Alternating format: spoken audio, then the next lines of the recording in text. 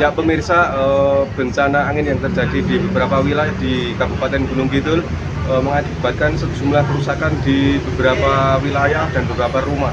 Salah satunya yakni saat ini saya tepat berada di salah satu rumah milik Sumaryati, warga Purbosari, yang mana rumah ini masih dalam proses pembangunan yang belum selesai. Nah, tadi siang sekitar pukul 1 terjadi angin kencang di wilayah ini sehingga merobohkan rumah berbentuk limasan milik Ibu Sumaryati, dan seperti yang dapat pemirsa saksikan bersama tepat di belakang di mana saya melaporkan, ini merupakan kondisi terkini dari rumah korban yang saat ini sudah roboh. Nah, pemirsa, untuk bangunan ini sendiri rencananya oleh pemilik ini mau digunakan sebagai tempat usaha atau mau didirikan warung.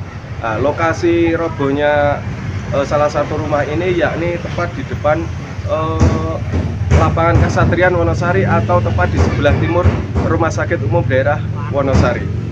Nah, untuk kejadian ini tadi juga sudah dilakukan evakuasi ataupun pembersihan yang dilakukan oleh keluarga korban sendiri, dan juga dari beberapa instansi terkait sudah melakukan pengecekan di lokasi kejadian.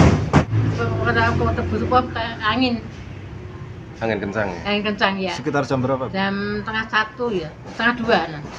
Terus untuk kondisi bangunan sendiri Bu, dulunya seperti apa ini? Dulu masih lahan biasa, kosong. Artinya bangunan belum ditempati? Belum ditempati ya. Masih proses? Masih proses, belum jadi.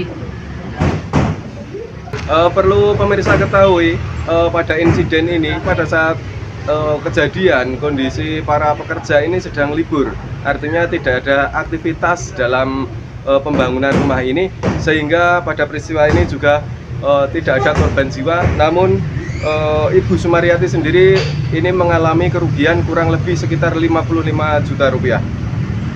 Demikian yang dapat kami laporkan dari lokasi kejadian di wilayah Kabupaten Gunung Kidul.